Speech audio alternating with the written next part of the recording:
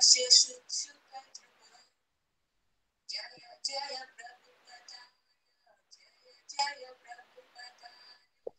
कृष्णा सभी भक्तों को पांचाम प्रणाम। हरे कृष्णा कृष्ण मोहन प्रभु जी, पांचाम प्रणाम।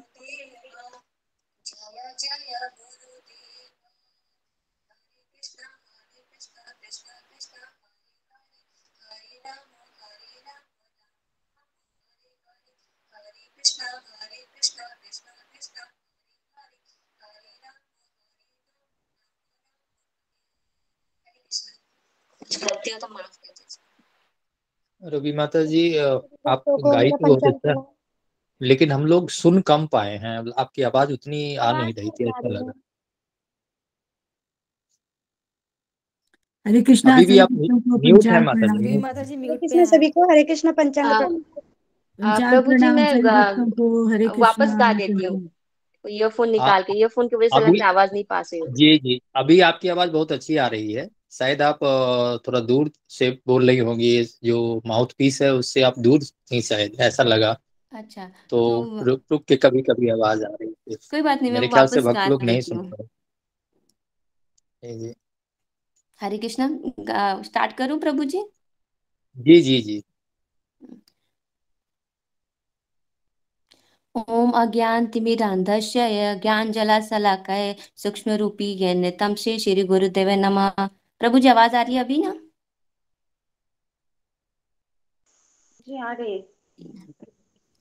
नमो ओम विष्णुपदाय कृष्णपृष्ठाय भूतले श्रीमती भक्ति वेदांत स्वामिन इति नामिने नमस्ते सरस्वती देव गौरवाणी प्रचारिणे निर्विशेष शून्यवादी पाश्चात्य देशतारिणे। जय श्री कृष्ण चैतन्य प्रभु नित्यानंद श्री अद्वैत गदाधर शिवश्वदी गौर भक्त वृंदा। गुरु वंदना। श्री गुरु चरण पद्म केवल भगति सद्म वंदे मुनि सावधान माते। यहाँ प्रसादे भय एव भव तरियाय कृष्ण प्राप्ति है ओ यहाँ है तो गुरु मुख पद्मा वाक्य चितो ते करिया एक आर्य न करिय मोरे आशा श्री गुरु चरण रति ऐसे में उत्तम गति ये प्रसादे पूर्व सो आशा सूक्ष्म दान दिले यन्य जन्मे जन्मे प्रभु से दिव्य ज्ञान हेतु प्रकाशित प्रेम भक्ति यहाँ है तो अविद्या विनाश याति वेद्य क्या यहाँ चरिता श्री गुरु करुणा सिंधु उदम जनर बंधु लोकनाथ लोक जीवन आहा प्रभु कर दाया दीह मोरे पद छाया आहा प्रभु कर दाया दीह मोरे पद छाया एवे यश शुशुक त्रिभुवमा। जय जय प्रभुपदा जय जय प्रभुपदाय जय जय प्रभुपदाय जय जय प्रभुपदाय जय जय गुरुदेव जय जय गुरुदेव। हरे कृष्णा कृष्ण कृष्ण हरे हरे हरे राम राम राम हरे हरे हरे कृष्णा कृष्ण कृष्ण हरे हरे हरे राम राम राम हरे हरे। हरे कृष्णा सभी भक्तों को। कुछ गलती हो तो क्षमा कीजिएगा। नहीं माता जी बहुत बहुत बहुत सुंदर सुंदर, बहुत बहुत सुंदर सुंदर माता जी, बहुत सुंदर। बहुत सुंदर माता हरे जी। कृष्ण। हरे कृष्णा सभी बहुत भक्तों बहुत को धन्यवाद बहुत माता जी, सुंदर। और गुरु की सोमाकर कृपा की माता वजह जी, से। सुंदर माता जी। हरि नरसिंह बोल माता हरि जी, बोल हरि बोल। हरि बोल हरि बोल। जय श्री कृष्ण चैतन्य प्रभु नित्यानंद श्री अद्वैत हरे गदाधर कृष्णा श्री बहुत अच्छा गाया माता जी। हरे कृष्णा हरि बोल। नमस्ते नरसिंहाय नमस्ते नरसिंहाय प्रह्लाद लादिने हिरण्यकशिपूर्वक्ष शिलाटङ्कनखायले हितो नरसिंह हरितो नरसिंह यतो यतो यतो यमी ततो नरसिंह बहि नरसिंह हृदये नरसिंह नरसिंहमधि शरणं प्रपदे तब कर कमल वरे नखाम अद्भुत सिंगाम दलित हिरण्य कश्यपु तनु भृंगम ईशपधीत नरहरि रूप जय जगदीश हरे जय जगदीश हरे। जय प्रहलाद महाराज प्रहलाद महाराज प्रहलाद महाराज जय प्रहलाद महाराज। जय प्रभुपाद प्रभुपाद प्रभुपाद जय प्रभुपाद। जय हरे कृष्ण। बहुत सुंदर समाकर माता जी, बहुत सुंदर माता जी, बहुत अच्छा, सुंदर। हरे कृष्ण। बहुत अच्छा, बहुत तो बहुत सुंदर, दोनों माताओं ने बहुत सुंदर बहुत सुंदर सोमा माता जी, बहुत तो रूबी माता जी और सोमाकर माता जी, बहुत बहुत धन्यवाद आप दोनों को, आपने बहुत अच्छा गाया। कल के बहुत अच्छा गाया माता जी। हरे सोना कृष्ण बहुत मोहन अच्छा प्रभु जी। गाया। मोहन प्रभु जी कल मैं ज्वाइन नहीं थी, तो आज तो पेपर होगा ना अपना। जी जी मैं बता देता हूँ माता जी। कल का गुरु पूजा राधिका माता जी करेंगी और नरसिंह आरती सुषमा गोराई माता जी करेंगे। तो कृपया आप लोग अपना नोट कर लीजिए दोनों आदमी। और दो सूचना कि पहली सूचना ये कि आज दोपहर सत्र में गीता सत्र में गीता क्लास अध्याय 11, 12 और 13 के ऊपर एग्जाम होगा हम लोगों का। और जो 18 क्वेश्चंस जो थे वो शेयर किए गए थे ग्रुप में, कल गुरुजी ने उसके विषय में पूर्ण बताया था। और आप लोगों को 2:50 पे ही ज्वाइन कर लेना है, क्योंकि गुरुजी उसी समय प्रश्न देंगे और 3 बजे से एग्जाम शुरू हो जाएगा। तो आप लोग कृपया इसका ख्याल रखिए और समय से ज्वाइन कर लीजिए। दूसरी सूचना ये कि जो वॉलंटियर्स हैं जो सेवा सत्र आज शनिवार है, तो आप आज शाम 6 बजे से होगा सेवा सत्र, 6 से 6:30। तो वो लोग भी नोट कर लें और सेवा सत्र में समय से आप लोग भाग लें। हरे कृष्णा, धन्यवाद, प्रणाम सभी भक्तों को। हरे कृष्णा प्रभु जी। जो कल हुआ था वो गुरु जी प्रश्न उत्तर बताए थे। जी माता जी, जी तो रिकॉर्डिंग में होगा ना प्रभु जी? जी जी रिकॉर्डिंग में है, लेकिन शायद रिकॉर्डिंग अभी तक आया नहीं है। मैंने गुरु जी से निवेदन किया था, तो जो ही माता जी आजकल दिख नहीं रही है शायद। तो मुझे कुछ गुरुजी पता ही नहीं चला, मैं कैसे लिखूंगी। चलिए अरे देखती ये हूँ। तो कोई बात नहीं, ये प्रश्न जो है पहले ऑलरेडी गुरुजी बता चुके हैं ऑलरेडी। तो आप 11 तारीख का जो रिकॉर्डिंग सुनेंगी, 12 की रिकॉर्डिंग सुनेंगी, उसके पहले वाली, तो मेरे ख्याल से ऑलमोस्ट उसमें उसी का है सब जो गुरुजी ने बताया। कृष्णमोहन प्रभु जी, ये आ गया है, रिकॉर्ड आ गया है। अच्छा, रिकॉर्डिंग आ गई? में आ गया कल है। आ गया, 10 बजे आएगा। कब आया?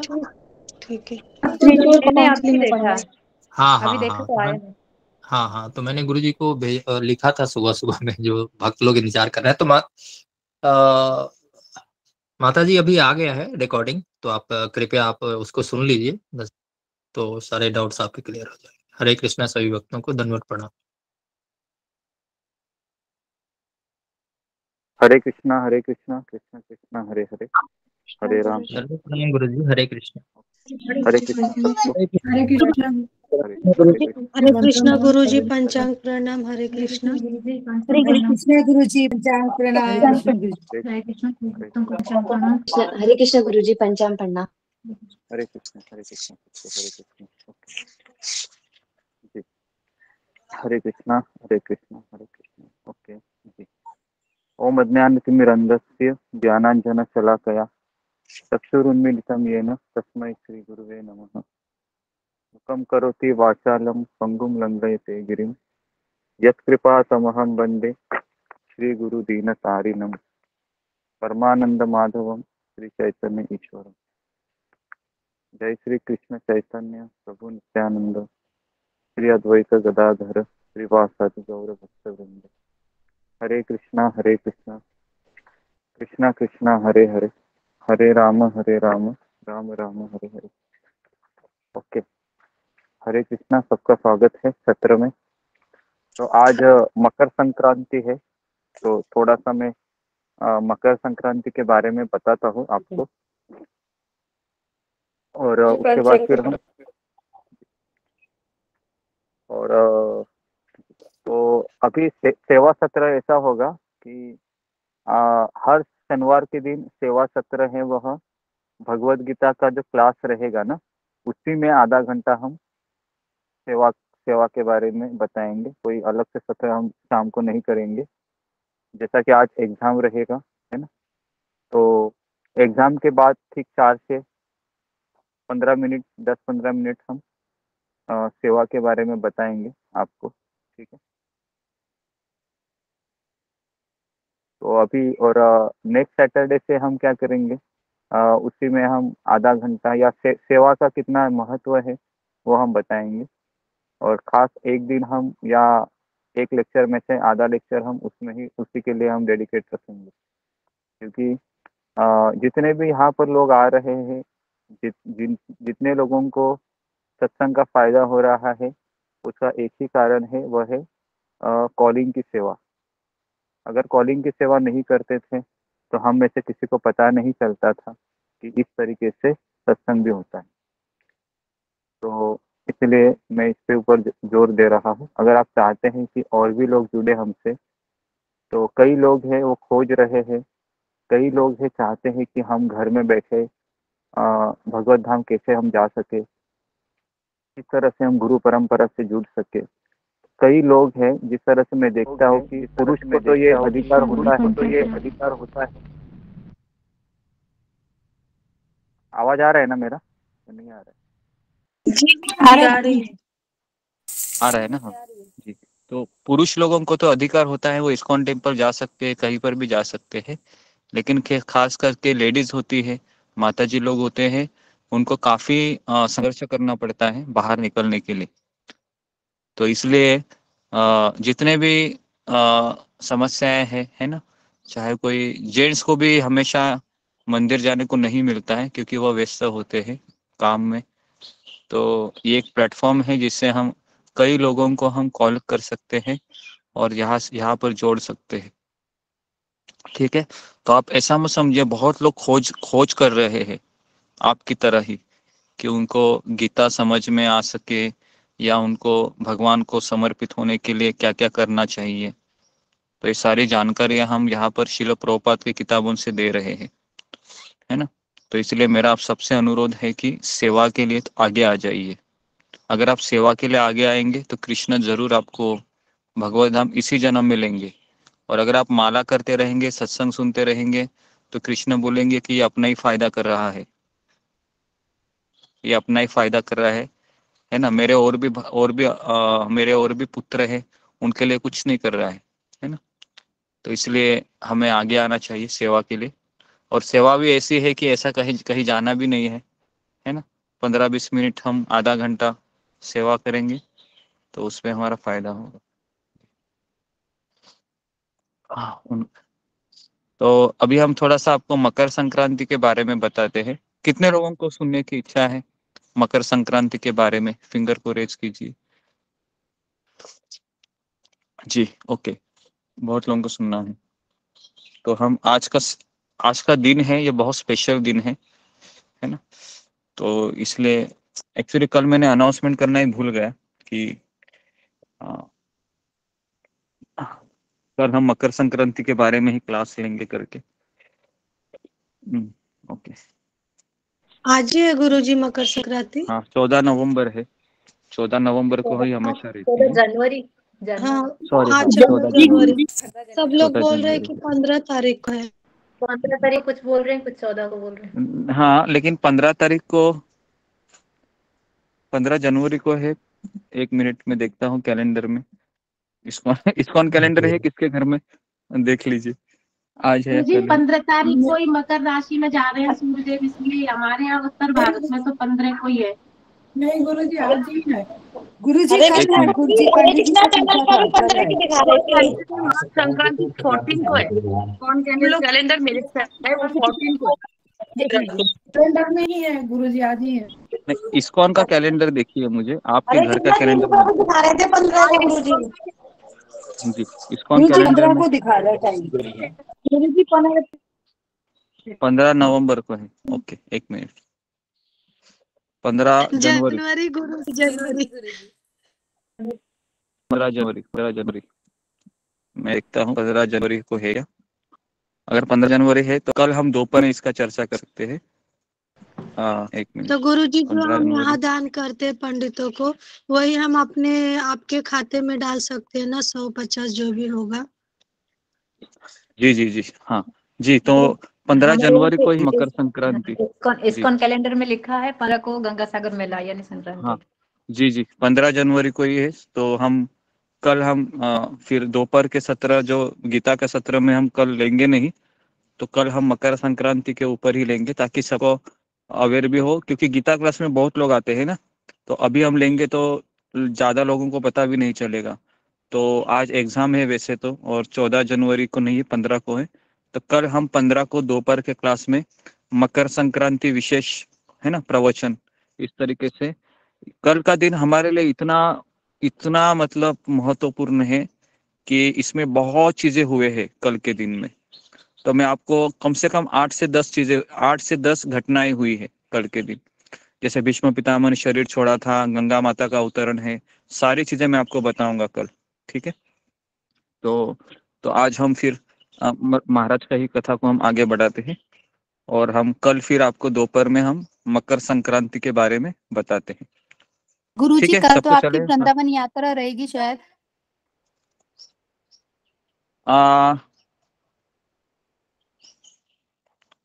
हो सकता है, नहीं मैं समय निकालूंगा। हाँ, आप चिंता मत कीजिए उसके लिए। तो हम 3 से 4 में हरे कृष्णा प्रभु जी। आज अच्छा रहेगा प्रभु जी, तो कल हम भाव लगा पाए। अच्छा रहेगा गुरु जी, आज ही बोल दिया। अच्छा ठीक है। हाँ ऐसा भी हो सकता है कि कल मेरा वृंदावन यात्रा हो सकता है, तो मुझे क्योंकि इतना सेवा का लोड रहता है संडे के दिन, शायद मैं नहीं भी कर सकता हूँ फिर। ठीक है, फिर अभी हम कर देते हैं, और थोड़ा सा ब्रीफ में और कल मैं आपको बताऊंगा। हमारे घर में आज ही है प्रॉपर्टी। जी जी, तो आज ही कर लेते हैं फिर। ठीक है, अभी मैंने छेड़ा भी है टॉपिक को, तो और वो ये भी अच्छा है कि अगर आज सुनेंगे तो कल हमारा भाव भी उदित हो सकता है ना, स्पेशल जितना हम सुनेंगे। ठीक है, तो हम अभी ही बोलते थे आपको मकर संक्रांति के बारे में जी। और दोपहर में हम थोड़ा सा कल आपको मैं थोड़ा सा 10-15 मिनट हम रिवीजन करेंगे कल हमने क्या मकर संक्रांति के बारे में है ना। अच्छा ओके, तो आगे बढ़ते अभी हम। मकर संक्रांति का शुभ दिन कभी आता है? माघ मास में आता है, जनवरी के महीने में, और ये कृष्ण पक्ष में आता है। तो इसको लिखिए आप, ये कभी आता है? कृष्ण पक्ष, माघ मास, और सूर्य के मकर राशि में प्रवेश करने का प्रतीक है। सूर्य है, ये मकर राशि में प्रवेश करता है। मैं वापस बता रहा हूं, मकर संक्रांति का शुभ दिन कृष्ण पक्ष में, माघ मास में, और सूर्य है वह मकर राशि में प्रवेश करता है।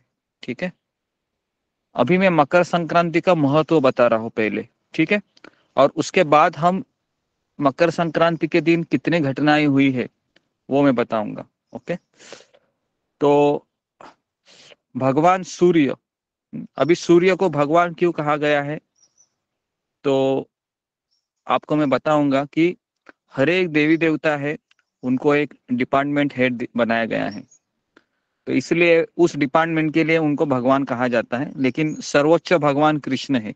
ठीक है, तो इसके लिए एक तरीके से सूर्य ये देवी देवता की एक जगह है, पोस्ट है, ये कोई एक व्यक्ति नहीं है सूर्य देवता। ओके, यमराज ये पोस्ट है। उसके बाद सूर्य, चंद्र है ना, इंद्र, ब्रह्मा, ये सारे पोस्ट है, कुर्सी है। ओके, तो एक बार सूर्य अपने चमकदार रथ पर, जिसमें हजारों प्रवक्ता और शानदार पहिए है ना। और कितने घोड़े होते हैं सूर्य के रथ को, कोई बताएगा कितने घोड़े होते हैं? 7 घोड़े। 7 घोड़े। 7 घोड़े देखे हमने चित्र में। जी, 7 घोड़े होते हैं और उस दिन मकर राशि में उत्तर की ओर अपनी यात्रा शुरू करते हैं। ओके, तो हमारे जीवन को प्रकाश से भरते हैं और छुटकारा पाते ही ये अंधेरा होता है। जिस तरीके से यह प्रकाश न केवल हमारे भौतिक जीवन को भरता है और हमारे पौधों को बोने के समय बढ़ने में मदद करता है। तो आत्म साक्षात्कार का मार्ग दिखाते हुए हमारे आंतरिक अंधकार से भी छुटकारा दिलाता है मकर संक्रांति। ओके, ब्रह्म सूत्र में घोषणा करते हैं कि भक्त के मामले में मृत्यु का समय महत्वहीन है। अगर भक्त को देखिए, जो मकर संक्रांति के दिन शरीर छोड़ता है ना, वह गारंटेड वह मुक्ति प्राप्त कर लेता है आज के दिन। ओके, लेकिन यहाँ पर बताया है जो भक्त गुरु परंपरा का आश्रय लिया है, जो भक्त श्रील प्रभुपाद की शिक्षाओं पे चलने का लिए उसने अपने जीवन का ध्येय को माना है, उस व्यक्ति के लिए कौन से भी दिन मृत्यु आ जाए, चाहे रात को 12 बजे आए, चाहे अमावस्या के दिन क्यों ना आए, वह कहा जाएगा भगवत धाम जाएगा, वृंदावन। जी। तो इसलिए ये जो शुभ घड़ी अशुभ घड़ी, इसका भक्त के जीवन में कोई मायने नहीं रखता है। ठीक है, तो ये बहुत इंपॉर्टेंट चीज है हम सबके लिए। तो इसलिए कोई भक्त है ना, भगवान कृष्ण को समर्पित है, गुरु से शिक्षा दीक्षा लिया है, तो गारंटी है उसको मरने का कोई चिंता नहीं है कि मैं अमावस्या के दिन मरूंगा, एकादशी के दिन मरूंगा, या पूर्णिमा के दिन मरूंगा, या जन्माष्टमी के दिन मरूंगा। ऐसा कुछ नहीं है। वो कभी भी शरीर छोड़े, उसका भगवत नाम निश्चित है। ओके, आगे बढ़ते अभी। जिसे भगवान का ज्ञान है किसी भी समय मर सकता है, चाहे उत्तरायण की उच्चता, चाहे वो उत्तरायण में, जैसा भी उत्तरायण में ये सूर्य प्रवेश करता है दक्षिणायन से, तो अभी क्या होगा, कल से दिन है वो धीरे धीरे बड़ा हो जाएगा, बराबर है, और रात है वो कम होती जाएगी। तो शास्त्र कहता है कि इसे भक्ति के योगी द्वारा प्रतिदिन ध्यान देना चाहिए कि हमें भगवान का नाम का आश्रय लेना चाहिए। उस दिन हमें ज्यादा से ज्यादा माला करना चाहिए संक्रांति के दिन, क्योंकि उत्तरायण के 6 महीने की शुभ अवधि की शुरुआत का प्रतीक है। ठीक है, तो ओके, तो अभी मैं आपको ये बताऊं, ये सूर्य किस तरह से चलता है आपको पता है ना। मैंने एक बार वो गोलोक का एनिमेशन वीडियो दिखाया था, उसमें पता है एक रथ है वो किस तरह से चलता है ना। कौन चलाता है इसको? अरुण है जी, अरुण चलाता है, सारथी है। जी, अभी मैं आपको ये बताने जा रहा हूँ मकर संक्रांति पर घटनाएं कौन कौन सी हुई है। सबसे पहला है, पितामह भीष्मदेव ने इसी दिन शरीर को छोड़ा था। लिखिए इसको, पितामह भीष्मदेव ने इसी दिन शरीर को छोड़ा था। कुरुक्षेत्र के युद्ध के मैदान में जब अर्जुन है ना, पता है ना भीष्मदेव कैसे मरते हैं। कृष्ण जब देखते हैं कि ये भीष्म मर ही नहीं रहा है, तो वो एक योजना बनाते हैं। कृष्ण कौन सी योजना बनाते पता है? वो शिखंडी को कहते हैं, अर्जुन आज मैं तुम्हारा रथ नहीं चलाऊंगा, आज तुम्हारा रथ कौन चलाएगा? शिखंडी, ये शिखंडी चलाएगी। और भीष्म पितामह ने व्रत लिया था कि मैं कभी भी स्त्री या स्त्री के जैसे दिखे व्यवहार होते हुए व्यक्ति के ऊपर कभी बाण नहीं चलाऊंगा। तो जैसे ही भीष्म पितामह देखता है कि शिखंडी रथ चला रही है, तो समझ जाते हैं कि ये सब किसकी योजना है? वासुदेव की योजना है ना, वासुदेव कृष्ण की योजना है। वो समझ गए कि आज मेरा आखिरी दिन है, और उसी दिन हमको पता है क्या होता है कि धनुष्य बाण है वो भीष्मदेव रथ के नीचे रख देते हैं। और फिर अर्जुन है रोते रोते बाणों को चलाता है, क्योंकि उनको भीष्म पितामह के प्रति बहुत लगाव था, बहुत, क्योंकि उन्होंने कभी बचपन में अपने पिता का प्यार नहीं पाया था। पिता का प्यार भीष्म पितामह से मिला था, सारा जितना भी प्रेम था। आप सोच सकते हो कि जब बाण चल रहे थे अर्जुन के, है ना, धनुष्य से, तो रोते रोते वो बाण चला रहे थे। और शास्त्र में ऐसा बताया गया है, महाभारत में, कि ऐसा सुई के नोक की इतनी भी जगह नहीं थी जहां पर अर्जुन का बाण न हो। इस तरीके से बाणों की शैया पर भीष्म पितामह लेटे थे और किसका इंतजार कर रहे थे? इसी दिन का इंतजार कर रहे थे। लेकिन इसमें भी एक ट्विस्ट है। कई लोग कहते हैं कि भीष्म पितामह उत्तरायण का राह देख रहे थे, लेकिन भागवत कुछ और ही कहता है। कौन बताएगा भागवत क्या कहता है? मैंने बताया था एक बार उत्तर जी, फिंगर को रेज कीजिए कि भीष्म पितामह है उत्तरायण की राह देख रहे थे, लेकिन उत्तरायण का सही मीनिंग क्या है जी? ओके जी, सुषमा गोराई माता जी।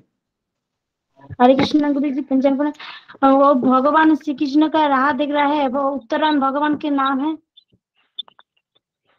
भगवान की माँ नहीं है वो, किसकी तो माँ है वो ना, जी। भगवान का हाँ राह देख रहे थे, हाँ भगवान हाँ का ये वो देख रहे थे। जी, बराबर बोले हैं आप। मुझे उस शब्द का ये चाहिए था जी। उत्तरा के गर्भ में परीक्षित का एक, भगवान जाके रक्षा करते हैं ना गुरुजी, हाँ, इसीलिए मैं बताऊंगा ना, आप फिंगर को रेस कीजिए रीता मते जी।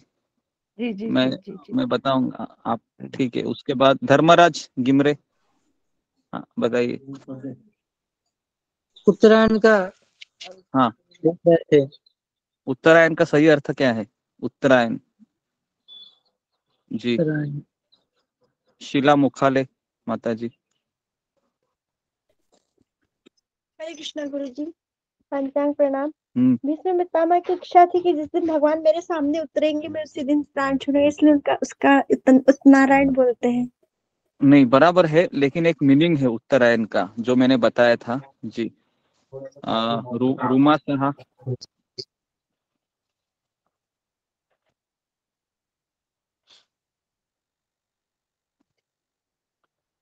उसके बाद हरे हाँ, कृष्ण गुरु जी, दंडवत प्रणाम। भगवान के द्वार। हरे कृष्णा प्रभु जी, दंडवत प्रणाम। एक मिनट। हाँ बोलिए, हरे आवाज कृष्णा नहीं गुरु आया। जी, पंचांग प्रणाम। भगवान की द्वार गुरु जी, उत्तरायण का मीनिंग। भगवान की तोड़ नहीं, इसका एक मीनिंग है जी। राधिका सिंह। जी गुरु जी। उत्तरायण का अर्थ यहाँ पे है उत्तरा के नारायण। और उत्तरा के नारायण यहाँ पे इसलिए कहा गया है क्योंकि जब उत्तरा के गर्भ में परीक्षित महाराज थे तो उन्होंने परीक्षित महाराज की रक्षा गर्भ में जाकर के की थी, तो उत्तरायण का अर्थ यहाँ पे यही है। और भीष्म पितामह उन्हीं की प्रतीक्षा कर रहे थे, तो इसीलिए यहाँ पे जी, उत्तरायण। आपने पकड़ा बराबर है, लेकिन मीनिंग थोड़ा सा ये है जी। उसके बाद जी सबिता कुमारी। शुक्ल पक्ष में जिसका मतलब शरीर छोड़ते हैं उसी को उत्तरायण बोलते हैं। नहीं, वृषाली तट माता जी।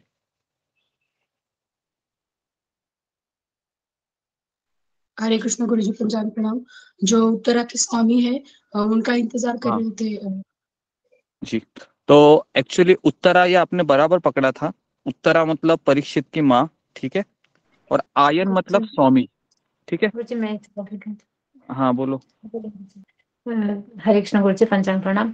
जैसे कि जब भीष्म पितामह अपने शरीर को छोड़ना चाहते थे, तब वो हस्तिनापुर को किसी धरोहर मतलब धरोहर के हाथ में छोड़ना चाहते, तो वो इंतजार कर रहे थे कि उत्तरा के गर्भ से मतलब हस्तिनापुर का जो वंशज आएगा उसका इंतजार कर रहे थे। और यहाँ पे उत्तरा के अयन यानी स्वामी, जो जिसने उत्तरा के गर्भ की रक्षा की, तो उनको उत्तरायण, कृष्ण का एक नाम भी उत्तरायण। जी, तो मैं वही बता रहा था कि महाभारत कहता है कि उत्तरायण का अर्थ मतलब सूर्य जब मकर राशि में प्रवेश करता है, लेकिन भागवत कहता है उत्तरायण का अर्थ है जो उत्तरा के स्वामी है, उत्तरा के स्वामी कौन है? कृष्ण है। समझ में आ रहा है? तो वास्तव में भीष्म पितामह ये सूर्य की राह ही नहीं देख रहे थे, क्योंकि वो तो भक्त थे ना, और भक्त तो कभी भी शरीर छोड़ेगा तो भगवत धाम जाएगा ही, बराबर ना।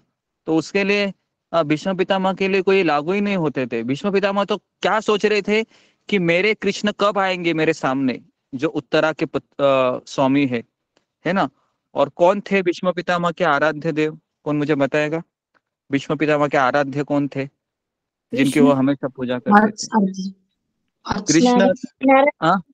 कृष्ण नहीं, नारायण नहीं, पार्थ सारथी रूप में मानते थे। हाँ, पार्थ सारथी, ये उनके अधिष्ठाता देव। इसको लिखिए, नोट कीजिए, क्योंकि ये बहुत इंपॉर्टेंट चीजें हैं भीष्म पितामह के बारे में। एक बार हम भीष्म पिता के बारे में ना एक सीरीज का लेक्चर लेंगे, मुझे बहुत अच्छा लगेगा, क्योंकि भीष्म पितामह इतना हम सीख सकते हैं ना, कम से कम 4 लेक्चर 5 लेक्चर आसानी से हो सकते भीष्म पितामह के बारे में। तो थोड़ा सा संक्षिप्त में मैं बताना चाहूंगा कि भीष्म पितामह ये पार्थ सारथी कौन है? जो अर्जुन के ड्राइवर है, ठीक है। अर्जुन के ड्राइवर जो है ना सारथी, उनकी वो पूजा कर रहे थे। ओके, ठीक है। तो ये हो गया पहला इंसिडेंस। गुरुजी उत्तरायण कब आता है? उत्तरायण कब आता है मतलब अभी उत्तरायण कल आ जाएगा ना, शुक्ल पक्ष में एंट्री होगा तो ये कैसा सवाल पूछा है? उत्तरायण कब आएगा गुरुजी? 1 साल बाद आता है उत्तरायण। आपने बोला अभी कृष्ण पक्ष है, माघ मास के कृष्ण पक्ष में। एक शुक्ल पक्ष, कृष्ण पक्ष, तो अभी कल कृष्ण पक्ष का माघ महीना, उसमें उत्तरायण में अभी प्रवेश करेगा सूर्य, है ना। अभी सूर्य मेरे सर के ऊपर ही है ना। वो भी सुन रहे होंगे, मेरे बारे में कथा चल रही है इस तरीके से। ओके, आगे बढ़ते अभी। नेक्स्ट है, हाँ, पहला ये हो गया कि भीष्मदेव ने शरीर छोड़ा था, सबने लिखा। इसके लिए उत्तरायण मतलब ये लिखिए, महाभारत कहता है उत्तरायण मतलब सूर्य का उत्तर दिशा में या उत्तर जो ये है उत्तरायण में प्रवेश, ठीक है। और भागवत कहता है उत्तरायण का अर्थ है परीक्षित महाराज की माँ उत्तरा के स्वामी, ठीक है। क्लियर है? तो मैंने दोनों चीजें बता दी, यहाँ पर कभी भूलो मत, है ना। मैं चाहता हूँ कि अगला जब संक्रांति आएगा, है ना, तो ये सारे 60 के 60 लोग होने चाहिए। कितने लोगों को ऐसा लगता है अगला संक्रांति आएगा 2024 का, तो हम सब, है ना, रहेंगे यही क्लास में? गुरुजी मुझे बहुत लगता है। जी। तो ये बहुत जरूरी है, क्योंकि समय बहुत बलवान है, पता है ना। समय बहुत बड़ा बलवान है ना। सबसे बड़ा बलवान कौन है? समय। तो मैं तो हमेशा चाहता हूँ कि आप सभी लोग रहे, लेकिन क्या करें, समय है इस तरह से कुछ चाल चलता है कि पता नहीं। मुझे महाभारत में क्या कहे थे वो दोबारा बताइए। महाभारत में कहा गया है कि सूर्य है वह उत्तर राशि में प्रवेश करता है, उत्तरायण। नेक्स्ट है गंगा माता का अवतरण। लिखिए, आज कल के दिन गंगा माता का अवतरण होगा। गंगा माँ, है ना, जिस तरह से मायापुर में जा रहे हैं तो वहां पर गंगा माँ का हम मूर्ति है। गंगा माँ का वाहन कौन है? कौन बताएगा? गंगा माँ का वाहन मगरमच्छ के ऊपर बैठती है वो गंगा माता। तो आप सबको पता है कि राजा भगीरथ ने, है ना, जब उनके वंशज को, पता है, भगीरथ ने अपने पूर्वजों को कपिल ऋषि के शाप से मुक्त करने की इच्छा के साथ कठोर तपस्या के बाद, है ना, जब गंगा माँ का अवतरण, है ना, हुआ। कितने पुत्र थे राजा के जिन्होंने झूठा गुरुजी 60,000 पुत्रों द्वारा। गुरुजी हमने 7 ही देखा था महाभारत में। अभी शिखा माता जी आप बोलिए मत, डिस्टर्ब हो जाता है। आप केवल आपकी भावनाएं अपने पास रखिए, मैं जब बोल रहा हूँ तो आप सुनिए केवल, क्योंकि आपने जो पढ़ा है, आपने जो देखा है और अभी हम जो शास्त्र से पढ़ रहे हैं इसमें बहुत फर्क रहेगा। ठीक है, तो 60,000 पुत्रों द्वारा झूठा आरोप लगाया था। किसके ऊपर? कपिल ऋषि ने। कपिल ऋषि को कहा कि तुमने ही घोड़ा चुराया है ना। तो उसके लिए वो बहुत गुस्सा हो जाते हैं और पूरा भस्म कर देते हैं। कितने लोगों ने स्टोरी पढ़ी है गंगा माँ के अवतरण की? फिंगर को रेस कीजिए। गंगा माँ के अवतरण की पढ़ी है? ओके, 24। ओके, तो भागवत में पूरी स्टोरी बहुत अच्छी जी। तो भागवत जी, तो अभी राजा के 60,000 पुत्रों द्वारा जब झूठा आरोप लगाया था, तो एक्चुअली वो घोड़ा किसने चुराया था? तो घोड़ा इंद्र ने चुराया था। इंद्र ने चुराया था। ठीक है, तो जैसे इंद्र ने चुराता है तो उसको सगर जो राजा होता है, सगर, उन्हें पाताल लोक जाने का शाप देता है।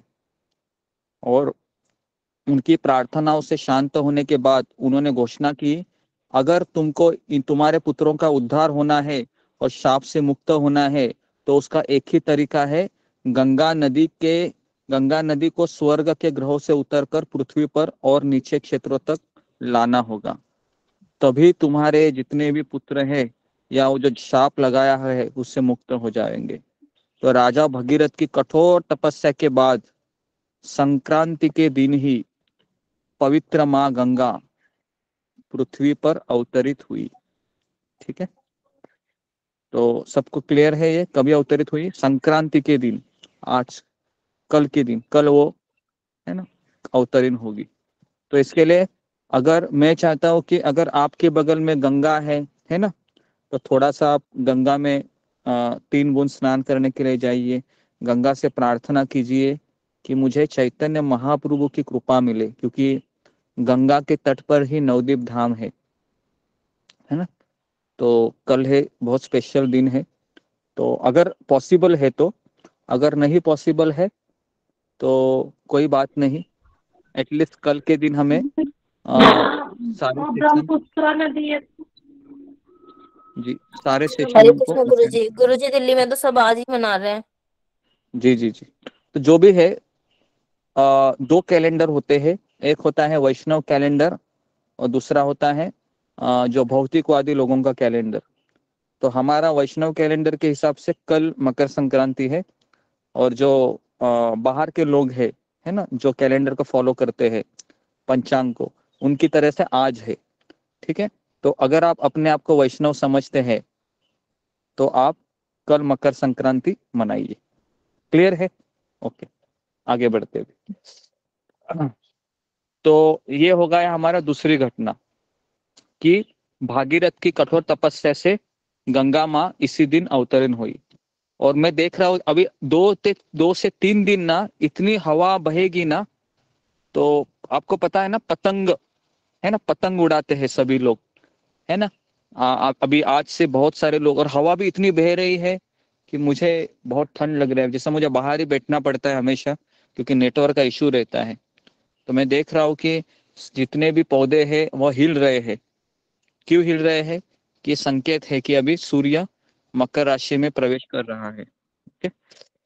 अभी कौन मुझे बताएगा, जब गंगा माँ को अवतरण होना था इस पृथ्वी में, तो गंगा माता की जो तेज प्रवाह है वो कोई भी झेल नहीं सकता पृथ्वी के ऊपर। तो सबसे पहले गंगा है, वह अवतरण होने का जब निश्चय करती है तो भागीरथ को कहती है कि मैं तो आऊंगी तुम्हारे साथ, लेकिन मुझे झेल कौन पाएगा बताओ। तो कौन झेल पाता है, कौन बताएगा मुझे? महादेव शिव जी। शंकर जी जी ओके। तो शिव जी है, अपनी जटाओं में उसको धारण करते हैं, पता है ना। हाँ जी, उनकी जटाएं जी, उनकी जटाएं उनको धारण करते हैं, और जैसे ही धारण करते हैं तो गंगा माता उन जटाओं में बाहर निकलने का इच्छा ही नहीं होता है उसको, पता है ना। ये भी एक स्टोरी है। गंगा माता बिल्कुल इच्छा नहीं करती है कि मैं भोलेनाथ के उस जटाओं से बाहर निकलूं। तो फिर वो क्या करते हैं, अपनी जटाओं को गंगोत्री में वो जगह है कैलाश में, है ना, वहां पर अपने जोर से अपने बालों को वो क्या करते हैं, मारते हैं। कैसे? पहाड़ से, तब जाके वो गंगा निकलती है। बराबर है, ऐसे आपने सुना होगा जी। गुरुजी ऐसे बोलते हैं ना, गंगा जी तो विष्णु जी के नाखून से निकली है। वो सब सही है, भगवान है ये, भगवान के विष्णु के ही चरणों से निकली है, लेकिन चरणों से निकलने के बाद उसकी 4 धाराएं बहती है ना, अलकनंदा और भी ऐसे 4 धाराएं है। तो मैं आपको एक वीडियो दिखाता हूँ गंगा नदी का, है ना, देखते हैं, यूट्यूब में ही अवेलेबल है गंगा नदी का अवतरण।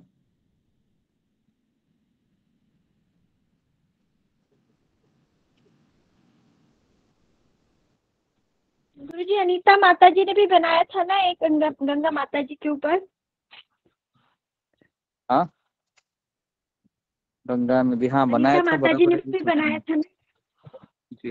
गंगा नदी, शिव गंगा नदी ब्रह्मलोक, ब्रह्मलोक से कैसे आती है?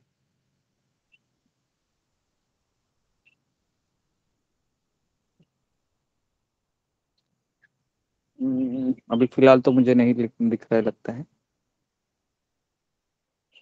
जी, उन्होंने बनाया था, तो मैं उसको शेयर करता हूँ, आप देख लीजिए, ठीक है, किस तरह से वो गंगा नदी है ना, 4 धाराएं उसकी आती है सुमेरु पर्वत पे, और वो डिवाइड होती है, और उसके बाद फिर वो स्वर्गलोक से जब आने के चाहती है तो शिव जी उसको जटाओं में धारण करते हैं।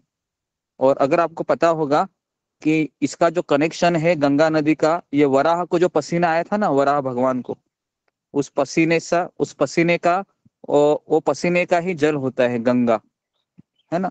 तो बहुत सारा कनेक्शन है गंगा माता का। और ये गंगा माता ये किसकी पत्नी बनी थी महाभारत में? शांतनु की। राजा शंतनु की। शांतनु भीष्म की माता। शांतनु की। जी जी जी जी जी। तो अभी हम तीसरा इसका इंसिडेंस है, लिखिए, चैतन्य महाप्रभु द्वारा, हाँ, चैतन्य महाप्रभु ने इसी दिन संन्यास लिया था। चैतन्य महाप्रभु ने इसी दिन संन्यास लिया था। तो चैतन्य महाप्रभु जब भक्ति सेवा का प्रचार करने के लिए, है ना, भगवान स्वयं यहाँ पर आए थे एक भक्त के रूप में। इसका कारण भी ये था कि भगवान ने भगवत गीता सिखाने के बाद, अर्जुन को बताने के बाद, जब वो गोलोक वृंदावन चले गए तो उनको लगा मैंने भगवत गीता तो कही, लेकिन भगवत गीता जीवन में कैसे उतारना चाहिए ये तो मैंने सिखाया ही नहीं। तो इसलिए स्वयं भगवान श्री कृष्ण कलयुग में चैतन्य महाप्रभु के रूप में अवतरित हुए और समाज को सिखाया कि भगवत गीता का कैसे पालन अपने जीवन में करना चाहिए। ये भी एक उद्देश्य था। दूसरा उद्देश्य था कि उनका शादी हुआ था चैतन्य महाप्रभु का, और पहले पत्नी का नाम था लक्ष्मी देवी, जिसको सांप के दंश के द्वारा मृत्यु हो जाती है, और दूसरी पत्नी का नाम होता है विष्णु प्रिया। अब ये विष्णु प्रिया 16 साल की थी, केवल 16 साल की थी, और उनके पास बूढ़ी माँ भी थी, और इकलौते पुत्र थे महाप्रभु, क्योंकि उनका एक भाई था जिसका नाम था विश्वरूप, वो भी सन्यास लेके छोड़ के चला गया था। लेकिन स्वयं भगवान ने सन्यास लेने के पश्चात, है ना, उनकी माँ उस रात में दरवाजे के पास ही बैठी थी, और विष्णु प्रिया है इसको कुछ पता ही नहीं था, लेकिन हिंट था कि मेरे पति अभी मुझे छोड़ने वाले हैं।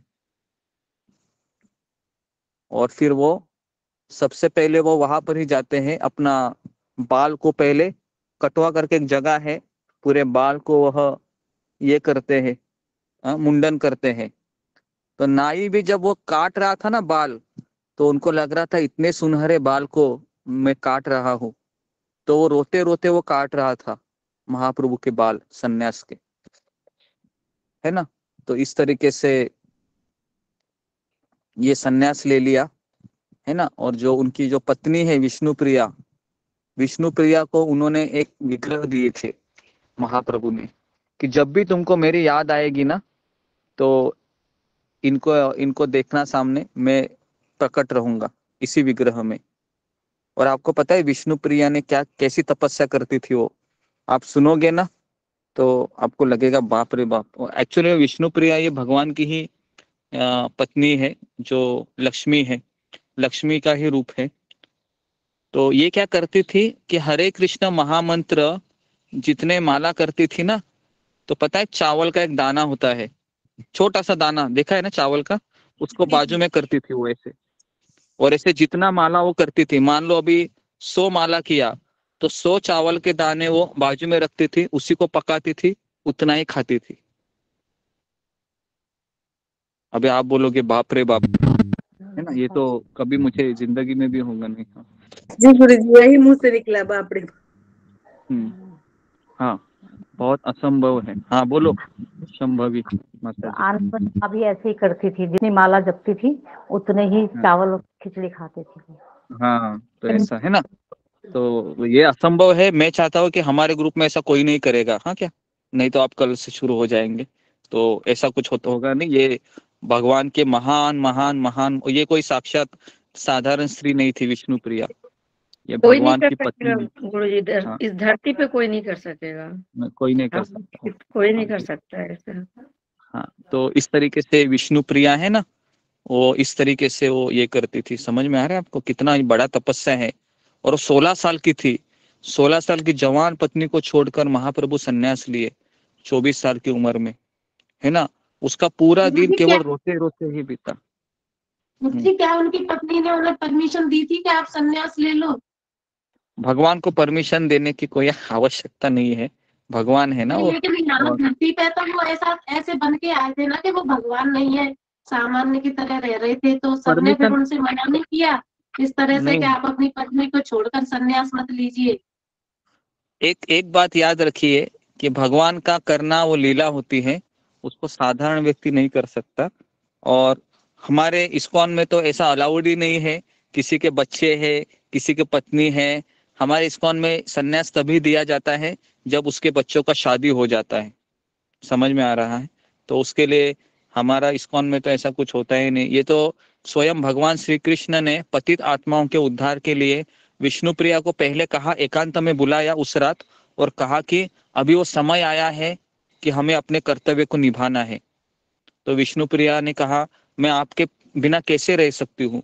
तो फिर चैतन्य महाप्रभु उनको विग्रह देते हैं और कहते हैं कि मेरे लिए तुम क्या करो, भोग बनाती रहो, है ना, मेरे लिए तुम माला बनाओ, पूजा। और इस तरीके से वो पूरा जीवन वह ये करती है, भगवान को समर्पित करती है ना, इस तरीके से। तो और भी ऐसे कई सारे पता है ना, रामानुजाचार्य भी ऐसे एक संत है, उनका भी विवाह हुआ था, उन्होंने भी बीच में ही संन्यास ले लिया। आदि शंकराचार्य है, उन्होंने भी जवानी में ही संन्यास लिया। काफी ऐसे लोग हैं जो भगवान प्राप्ति के लिए, जैसे रघुनाथ दास गोस्वामी पता है ना आपको, उनकी भी पत्नी थी, है ना। उनकी पत्नी तो इतनी सुंदर थी, इतनी सुंदर थी कि वर्णन आता है कि अप्सरा के समान उसकी पत्नी थी, सुंदर थी बहुत दिखने में। लेकिन भगवान के प्रति आकर्षण इतना था कि वो सुंदर पत्नी क्या फीका पड़ने लगा उसकी सुंदरता भगवान के भक्ति के आगे, है ना। तो कई ऐसे उदाहरण है शास्त्र में। और आपको मैंने बताया था ना विश्वनाथ चक्र ठाकुर का, जब उनके गुरु ने कहा कि तुम जाओ तुम्हारे पत्नी के पास, तो पता है ना वो आका रात में जब पत्नी के साथ रहते हैं तो पूरा भागवत पढ़ते हैं सुबह तक 6 बजे तक, है ना, मैंने बताया था। तो पत्नी बोली ये भागवत पढ़ेगा रात भर, इससे अच्छा है कि तू गुरु के पास ही चला जा, मेरे पास मत रहे। समझ में आ रहा है ना। तो इस तरीके से कई दृष्टांत है हमारे शास्त्रों में। तो अभी आप बोलोगे ये लोग अलग स्तर पे है, ठीक है, साधारण व्यक्ति इसका अनुकरण नहीं कर सकता। बराबर, साधारण व्यक्ति मजा मस्ती करेगा और बोलेगा अभी बच्चों को तुम संभालो, मैं जा रहा हूँ वृंदावन, तो उसको भगवान बिल्कुल नहीं लेंगे, मैं अभी भी बता रहा हूँ, ठीक है। तो जिम्मेदारियों को निभाने के बाद ही हमें घर को छोड़ना है, ओके। पुरुष के लिए ओके, तो हमारे यहाँ पर तो वैसे पुरुष बहुत कम ही है लेकिन सबके लिए बता रहा। Okay, next. ओके, तो ये हो गया तीसरा। कितने हो गए? 3 हो गए। पहला कौन सा था? भीष्म पितामह का अवतार, चले जाना। दूसरा था गंगा माता का अवतरण, और तीसरा था चैतन्य महाप्रभु का संन्यास। ओके, आगे बढ़ते हैं अभी हम। ये 3 घटनाएं हुई थी उस दिन, ठीक है, बहुत इंपॉर्टेंट घटनाएं थी। ओके, अभी उस दिन क्या होता है? इस दिन भक्त हरे चने, चावल और गुड़ से बना एक व्यंजन तैयार करते हैं। सबके लिए मैं बोल रहा हूँ, कंपलसरी है, कल आपको ये बनाना है। हरे चने, चावल और गुड़ के एक पोंगल करके एक व्यंजन बनता है, उसको पोंगल कहते हैं। भगवान नारायण, लक्ष्मी और उनके दिव्य प्रेम का प्रतिनिधित्व करते हैं वो जो इस त्योहार में हमें याद दिलाता है कि अपने भीतर भगवान के प्रेम को स्थापित करने हुए इस चंचल बुद्धि को एक दिशा देने और हमारे जीवन में प्रकाश लाने वाले हमारे भगवान नारायण को ठीक करने की आवश्यकता है। तो बेसिकली हम ये समय में ये जो व्यंजन बना देते हैं हरे चने से, चावल से, गुड़ से, उस दिन उसको पोंगल कहते हैं और वो भगवान को हम अर्पित करते हैं। उसके बाद ऐसा बताया गया है कि तिल का तेल का इस्तेमाल करके खास तौर पर इस दिन किया जाता है। तो इस दिन तिल का तेल भी बहुत महंगा मिलेगा आपको, क्योंकि बहुत डिमांड रहती है आज के दिन और कल के दिन। तो उससे हमारे महाराष्ट्र में तिलगुल उसको बोलते हैं, जो तिल का जो दाने होते हैं ना, उसको थोड़ा क्या बोलते हैं, उसको गुड़ में डाल के उसको ये किया जाता है, गरम किया जाता है। गजक बोलते हैं, गजक बनते हैं हमारे। जी, लड्डू बनाते हैं गुरुजी, तिलकुट। हाँ, बराबर, तिलगुल कहते हैं उसको। ऐसे लड्डू बनाते हैं। हाँ, रात को ही बनाते थे। मुझे पता है बचपन में हमारी माँ रात को ही ये सब करती थी, जैसे ही पूरा, क्योंकि सब लोगों को बांटना होता है ना। और एक प्रथा होती है कि हर एक व्यक्ति है पड़ोस में जाता है और कहता है तिलगुल ले लो और हमसे हमेशा मीठा बात बोलो, है ना, हमसे झगड़ा मत करो इस तरीके से वो बोलते हैं, ठीक है। तो बराबर है। तो महाराष्ट्र में तो होता होगा, पता नहीं उधर यूपी बिहार में या उड़ीसा में भी होता होगा।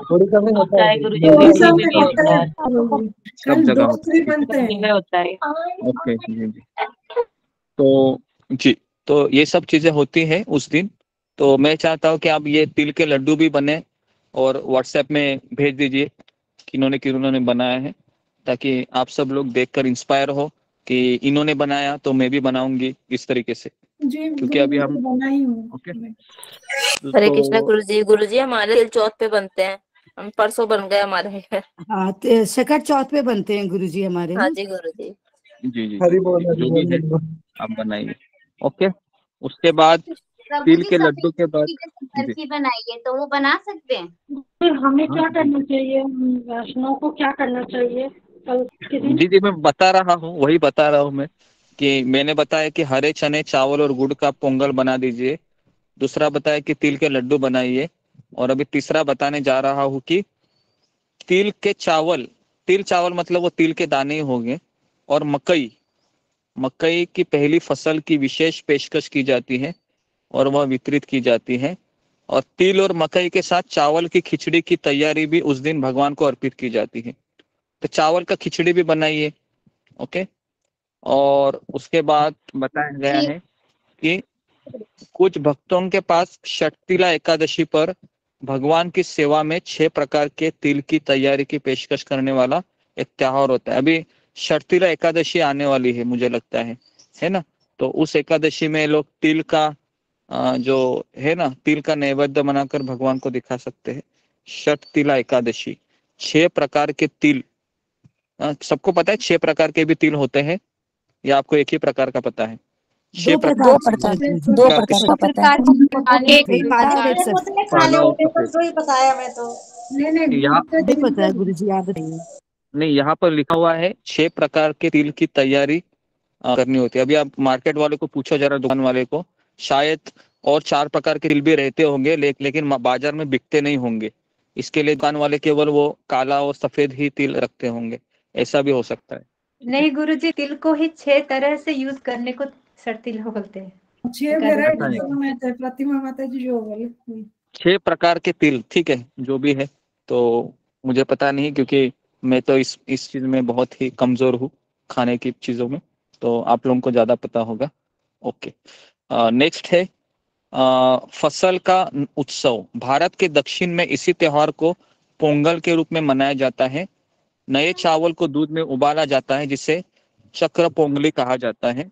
यह फसल उत्सव 3 दिनों तक मनाया जाता है। सबसे पहले पूजा के तहत सूर्य देव को प्रसाद चढ़ाया जाता है, लेकिन हम चाहते हैं कि पहले आप भगवान को अर्पण कीजिए, उसके बाद अगर आपकी इच्छा है तो सूर्य को भी आप चढ़ा सकते हैं, ठीक है। लेकिन सबसे पहले भोग है वो किसको लगता है? भगवान को लगेगा, भगवान को। जी।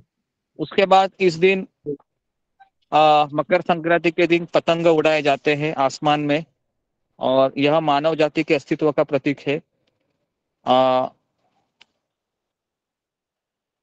हालांकि लोग मकर संक्रांति के पूर्व संध्या पर उड़ने वाली पतंगों को अपनी उच्च आत्माओं से जोड़ते हैं, है ना। सभी आकार और आकारों की पतंगों और तेज धार वाले मांझा के साथ आयोजित प्रतियोगिताएं छतों पर और खुले मैदानों में रंगों के दंगल को देखने के लिए लोगों को आकर्षित करती है ना। तो आप में भी बचपन में एक किया होगा, मुझे ऐसा लगता है कि छत पर जाकर पतंग को उड़ाना और एक दूसरे के पतंग को काटना, ये सब किया होगा, है ना। नहीं किया होगा तो कोई बात नहीं, ठीक है। तो आप कल ये आप करें मत, ठीक है। हमारे भाई था गुरुजी आगे करते थे, भाई करते थे गुरुजी। हाँ, मोस्टली लेडीज लोग नहीं करते हैं ये, मतलब पुरुष लोग ही पतंग उड़ाते हैं, ऐसा देखने में आया है। लेडीज लोग केवल खाना बनाते उस समय में, जो भी है। ओके, तो इस तरीके से तो इस तरीके से ये 3 ही घटनाएं हैं मकर संक्रांति में। और भी घटनाएं है क्या, मैं देखता हूँ। राहु की खीर, जी, ओके, जी। तो इसके लिए हमारे लिए तीनों त्योहारों में से जो चैतन्य महाप्रभु का संन्यास है ना, वो हमारे लिए ज्यादा मायने रखता है, क्योंकि स्वयं महाप्रभु ने उस दिन संन्यास लिया था। आगे बताया गया है कि इस दिन दान देने से व्यक्ति को पुण्य लोक की प्राप्ति हो जाती है, और इस दिन दान देने का विशेष महत्व है। और मकर संक्रांति में खिचड़ी बनाने का एक बहुत बड़ा ये हो जाता है, मतलब प्रसिद्ध है खिचड़ी बनाना, और दान देने का यहाँ पर ज्यादा महत्व बताया गया उस दिन, जिस दिन मकर संक्रांति होती है। ओके, तो उस समय ब्राह्मणों को, वैष्णव को हम, है ना, दान दे सकते हैं। और ओके, और एक वैष्णव के लिए क्या कल जरूरी है, तो उसको चैतन्य महाप्रभु की जो संन्यास लीला है वो उस दिन उसने पढ़नी चाहिए और सुननी चाहिए, क्योंकि हमारा जो परंपरा है उसमें चैतन्य महाप्रभु स्वयं भगवान श्री कृष्ण है और उन्होंने संन्यास लिया था। तो ये संन्यास लीला है, ये में एकदम टचिंग है ये। अगर मैं संन्यास लीला का वर्णन करूंगा ना चैतन्य चरितामृत में से, तो आपके आंखों से रोना आएगा, इतना टचिंग वो इंसिडेंस है। माँ है वो बेचारी दरवाजे पर खड़ी रहती है और पागल के जैसे बड़बड़ाती रहती है, मैं उसको रोकूंगी, मैं उसको रोकूंगी, मैं उसको नहीं जाने दूंगी, इस तरीके से। लेकिन फिर भी रात सूर्योदय के होने के पूर्व ही किसी को बिना बताए चैतन्य महाप्रभु संन्यास लेते हैं। तो कितने लोग ये सुनना चाहते हैं मकर संक्रांति का चैतन्य महाप्रभु का संन्यास लीला? अगर आप सुनना चाहते हैं तो हम इसको नरेट करेंगे, किस तरह से के संन्यास लिया है ना महाप्रभु ने, क्योंकि ये कल का दिन बहुत विशेष है। तो ठीक है, तो कल है, मैं आपको थोड़ा सा संन्यास लीला के बारे में बताता हूँ, है ना। साक्षात्कार हम थोड़ा सा हम कल ये करेंगे। गुरुजी, हाँ, मायापुर जाने से पहले आप गौर लीला के बारे में थोड़ा दीजिए। हाँ, जैसे मायापुर हम 26-22 फरवरी को जा रहे हैं, तो उससे 10 दिन हम केवल चैतन्य महाप्रभु की लीला के बारे में ही करेंगे। अभी हमारा राधानाथ महाराज का किताब है, वो और 6 दिन 5 दिन चलेगा, 6-7 दिन, है ना। उसके बाद हम डिसाइड करते हैं कि कौन सा किताब लेंगे, है ना। अगर हम चैतन्य महाप्रभु का अगर हम किताब लेते हैं तो चैतन्य महाप्रभु किताब लेंगे, गौर लीला लेंगे, नहीं तो हम फिर प्रभुपाद लीलामृत का हम थोड़ा चीज कवर करेंगे। इस तरीके से हम सोच रहे हैं, ठीक है। तो आज मैं यहाँ पर ही रुकता हूँ, ठीक है। किसी का कुछ प्रश्न है? संन्यास लीला थोड़ा बता कल। मैं कल आपको संन्यास लीला बताता हूँ चैतन्य महाप्रभु की। और आज एग्जाम है, तो सब लोग एग्जाम की तैयारी कीजिए, है ना। कितने लोगों को डर लग रहा है? अभी 4 घंटे बाकी है, 11, 12, 1, 2, 3, 5 घंटा बाकी है ना। तो अगर आपको डर लग रहा है तो डर दिमाग से निकाल दीजिए, क्योंकि भगवान का पेपर देने के लिए हमें खुश होना चाहिए, है ना। भले ही मुझे कितना भी आए, हमको पूरा, है ना, प्रयास करना चाहिए, है ना। और ऐसा भी नहीं है कि आपके पेपर कोई देखेगा, ऐसा भी नहीं है, मैंने क्या लिखा है, तो उसके लिए आप निश्चिंत रहिए, है ना।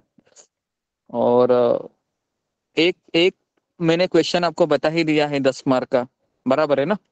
तो 10 मार्क्स तो अभी आपको हो गए, जो मैंने बताया था कि भक्ति के 11 स्टेशन का वर्णन कीजिए, है ना। तो ये क्वेश्चन तो मैंने दिया ही पहले से आपको।